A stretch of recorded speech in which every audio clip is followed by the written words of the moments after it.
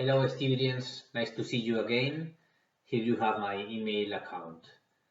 Well, in this video, we are gonna see the definition of strategy, what's the meaning of strategy and strategy management.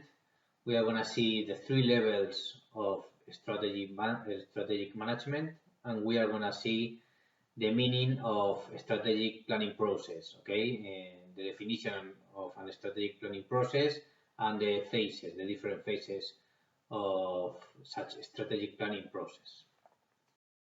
We are going to start by defining strategy, okay? In order to define strategic management, we have to know the meaning of strategy. Okay, we use the term strategy for think in a long-term decisions, okay, in general.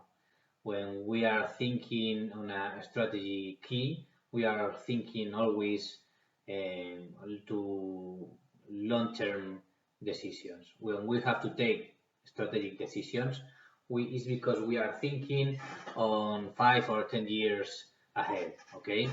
Well, here you can see 4 definitions of strategy. First of all, strategy is the long-term direction of an organization, okay? Is, let's say, the most typical definition. Then you have strategy is deciding where and how to compete, okay? It's very important to know your competition and to know when and where you have to compete. Third definition is strategy is the creation of a unique and valuable position. We are going to see that it's very, very important that you have a special product in the market. And the last definition, let's say that is strategy is a pattern in a stream of decisions, okay? Another definition of strategy is given by Henry Mintzberg, who defined strategy in terms of the 5 P's. Okay, those 5 P's are perspective, plan, patterns, position or positioning, and ploys. Please, you have to read it, and I'm going to ask you to learn those 5 P's, as there is a very useful tool that we are going to use when we are going to analyze several companies, okay? Henry Mintzberg is one of the fathers of strategic management, if one of the gurus. Here you have a brief video of Mintzberg.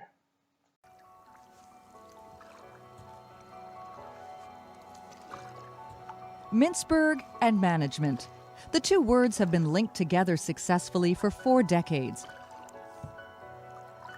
McGill professor Henry Mintzberg has developed an international reputation as perhaps the world's premier management thinker.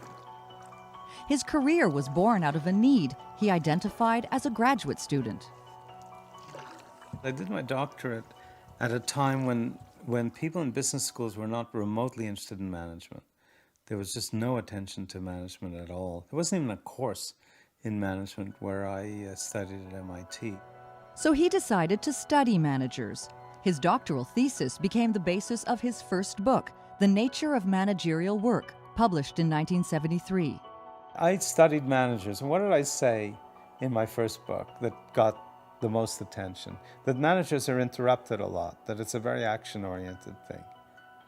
That was patently obvious to anybody who had ever managed or spent a day observing a manager. It was patently obvious. So what makes me so special?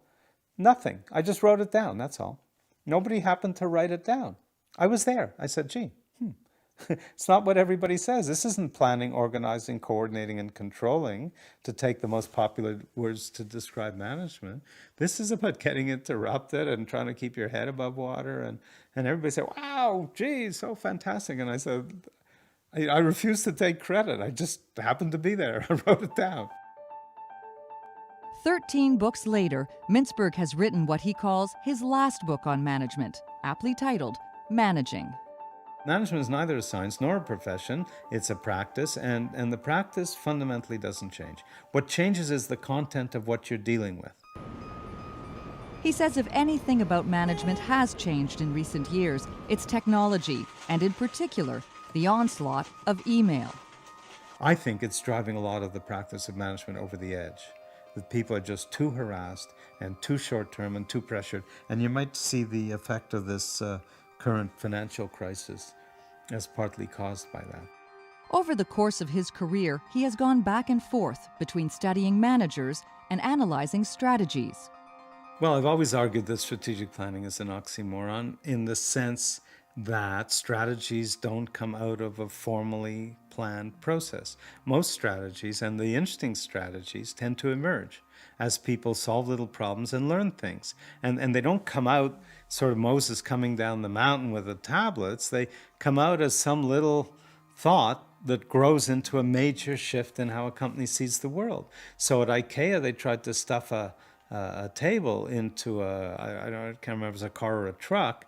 The manager just, they were taking a table somewhere and they couldn't get it in, so they took off the legs and they put it in, and then somebody said, well, wait a minute, if we can't get it in, how are customers supposed to get it in? And that led to them selling their furniture in knockdown packages. And that's the central heart and soul of their strategy, or one big piece of it.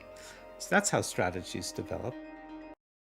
We are going to speak now about the 3 levels of strategy.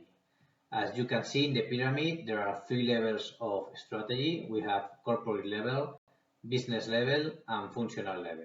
Okay. At the very top of the pyramid, we have the corporate level. The corporate level strategy defines the business areas or units in which your firm will operate. Okay, so the top management team is responsible for define which is gonna be the corporate strategy. The corporate strategy reflects the way, the path that the company shall follow in order to obtain the vision of your organization. Okay, let's put an example. Let's imagine that your firm has four different business units. The corporate level strategy will outline whether the organization should compete or should delete some business unit.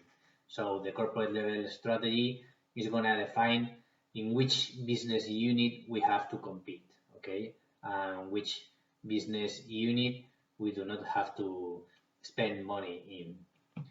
The next level is the business level. Once we have defined in which business area we have to compete, okay, we have the business level.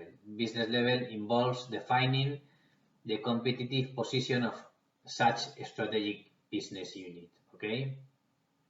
So the business level strategy, once we have decided which business unit we are going to compete in, the business level strategy shall define the ploys, the tactics on how we are going to make a difference in the market, or how we are going to sell our products or services. Okay, the business level strategies are decided in the heads of such strategic business units, so it's a step below of the top management of the board of directors. Okay, and then we have the functional level.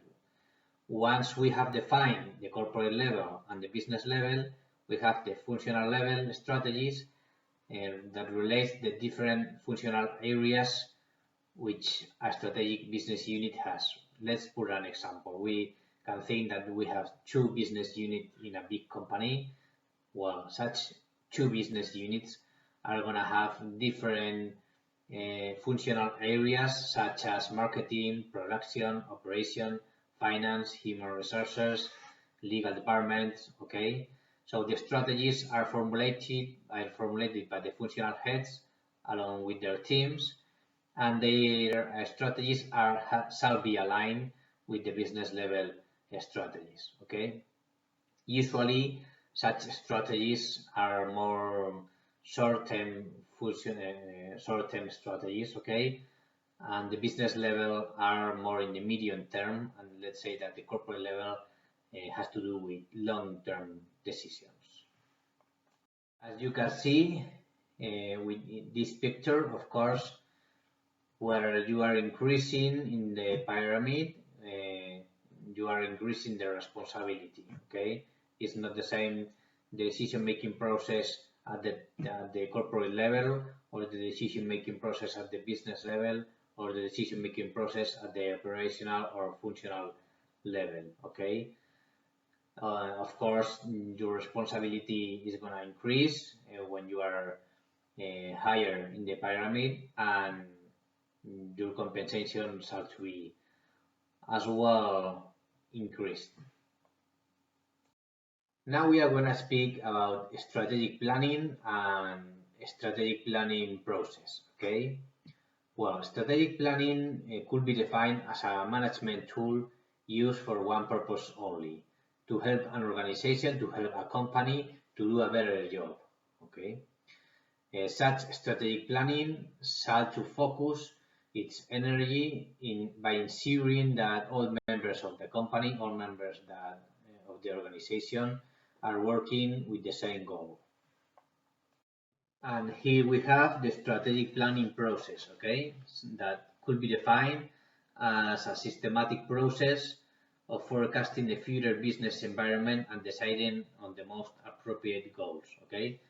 As you may see here in the image, there are 5 different phases of such strategic planning process, and those phases, each phase are very, very important, okay. In the first step, we have developing a strategic vision, then we have setting objectives, then crafting a strategy, then implementation and execution of such strategy, and the last phase 5, monitoring and evaluating the performance of such strategic planning process, okay.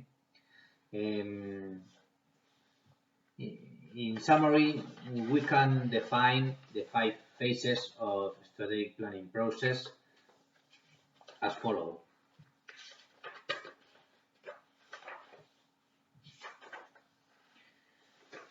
First of all, we have the phase 1. You have to create your vision and to follow the mission. In phase 2, you have to set your objectives. In phase 3, you have to produce a strategy. In phase 4, you have to implement the implementation of such strategy. And in phase 5, you have to monitor and evaluate such strategy. Of course, there is in theory. In practice, you need to revise and adjust all steps because the environment is always changing, and you have to be adapting yourself always in the market. And here you have some of the advantages of the strategic planning process. For example, it helps thinking about complex problems in companies. It encourages questioning of the issues in the company. You have to always be wondering what you may improve within the company. It encourages long-term view of the company, not just what I am going to do tomorrow or in 1 month, but what the company is going in 5 or even 10 years. It improves coordination among teams. It improves communication among managers and employees, and it involves people at every stage of the process. This is very important, for example, for keep people motivated. And finally, we have 7 characteristics that the most reputed gurus of strategic management said that a good strategy shall have. Okay, first of all, you have that the goals of your organization, the goals of a company, shall be simple, consistent, and long-term. You have to have a deep understanding of the competitive environment. You have to know perfectly well your competitors. You have to have an objective appraisal of resources and effective implementation. Your company needs to develop plans in short, medium, and long term. You have to be perfectly aware that planning is not only an activity, it's a continuous process. So you have to revise your strategy continuously. Your strategy shall be realistic and acceptable, to the various stakeholders. And finally, the plan should show your objectives for more or less the next 5 years. There's the term that the gurus of strategic management said that you have to see where are going to be in 5 years in order to define your goals, the goals of the company or an organization.